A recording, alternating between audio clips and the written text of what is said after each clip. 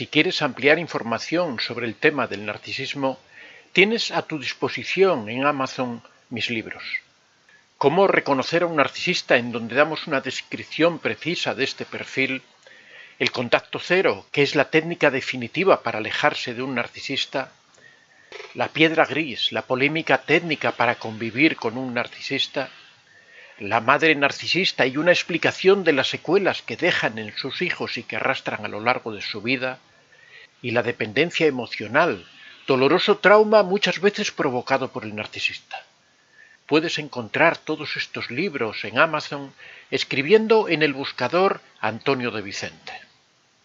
Hemos de entender que la violencia que se produce en muchas ocasiones en un entorno social, en donde el abusador prefiere no implicarse en el acoso a la víctima y dejar que sean otros quienes hagan su trabajo. La violencia se produce en un contexto donde es probable que el agresor se encuentre en una posición de poder social frente a la víctima.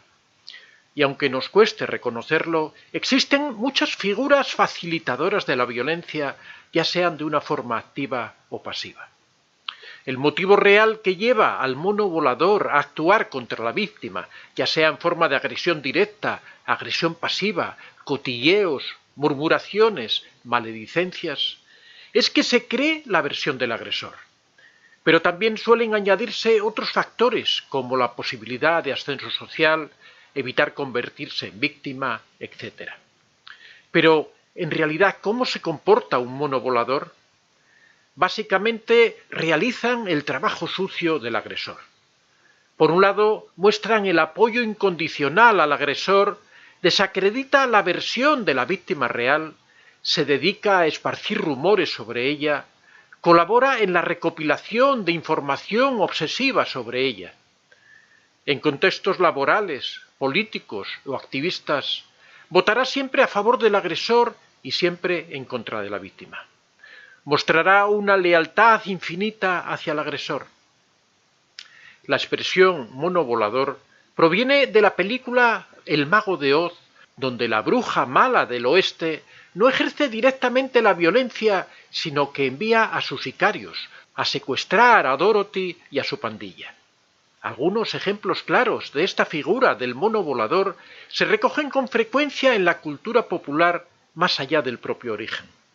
Por ejemplo, los ya citados monos voladores que siguen las órdenes del Mago de Oz, Jimbo y Kearney que acompañan al abusador Nelson en la serie Los Simpson, las hienas que acompañan a Scar en la película El Rey León. La verdad es que en la cultura popular existen muchos ejemplos. A mediados del siglo XX hubo un tema crucial en la investigación de la psicología social. ¿Cómo pudo ocurrir el ascenso del nazismo y el holocausto judío? ¿En qué grado participaba la sociedad civil de esta masacre?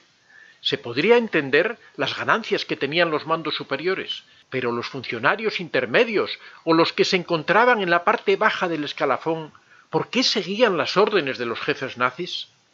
Stanley Milgram realizó en los años 60 un conocidísimo estudio acerca de la obediencia a la autoridad, donde se le pedía a unos estudiantes que procedieran a dar descargas eléctricas a un sujeto y se le insistía que era por el bien de la ciencia.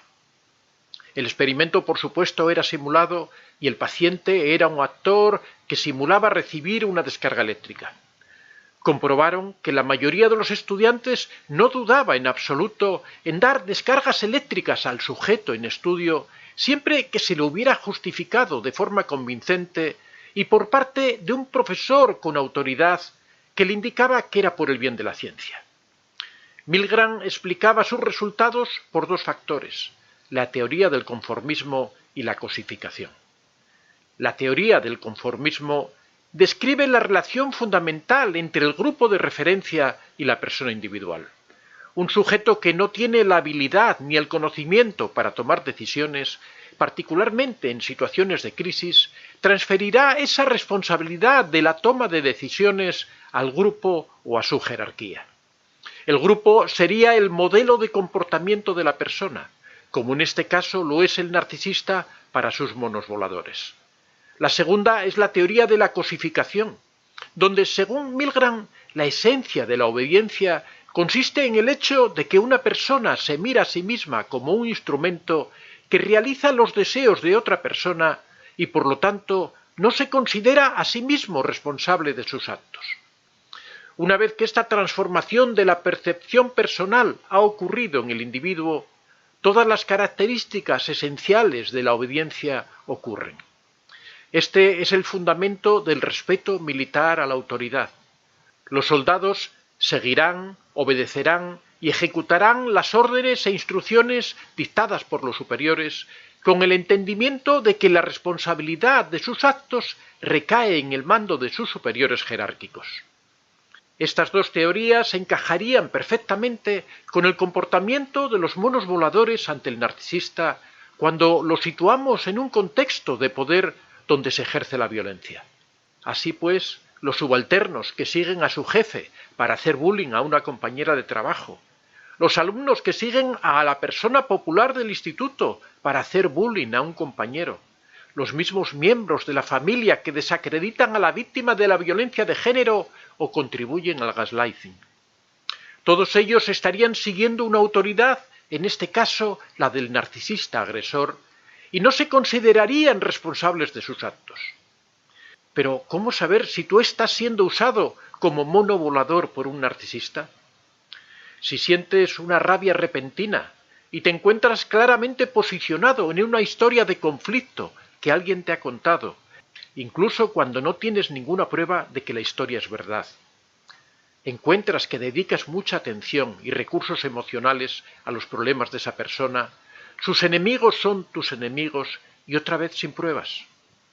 Te reconoces utilizando las mismas palabras y expresiones que el supuesto narcisista te ha dicho, a veces incluso siguiendo estrategias que ese supuesto narcisista te ha sugerido. Te sitúas en medio de una historia fea, aunque sea como un personaje secundario que no estás cuestionando. En esos casos, en esos conflictos, está muy claro cuál es el escenario ganador y cuál el perdedor. Pero, ¿cómo podemos evitar ser utilizados como monos voladores por un narcisista? A menos que tengas la absoluta certeza de que la historia que te está contando esa persona es verdad, en ningún lugar o nunca debes tomar parte. Si se trata de un problema grave, hay otras instancias más adecuadas para resolver ese conflicto. Piensa de manera crítica. ¿Encajan las historias? ¿Quién gana y quién pierde con esta historia? Desarrolla la empatía y ponte en el lugar de la víctima. ¿Cuál es su punto de vista? ¿Puedes preguntárselo? Responsabilízate siempre de tus actos. Piensa en las consecuencias de lo que haces o lo que dejas de hacer. ¿Y cómo afectará tu conducta a la otra persona? ¿Cómo te sentirías si alguien hiciera contigo lo que tú vas a hacer con esa otra persona? Sé consciente del papel que juegas en la relación de esa persona y no participes en el abuso que otro sujeto pretende perpetrar sobre la víctima. Soy Antonio de Vicente. Si te ha gustado este vídeo, puedes dar a like y si aún no estás suscrito, puedes hacerlo en la parte inferior. Si deseas hacer algún comentario o sugerir algún tema, puedes hacerlo en la casilla de los comentarios. Recuerda que este es un espacio abierto y que siempre son muy bien recibidos todas las experiencias que hayas tenido y todas las opiniones que tengas al respecto. Estaría encantado de que las compartieras con nosotros. Muchas gracias a todos y que seáis realmente muy felices.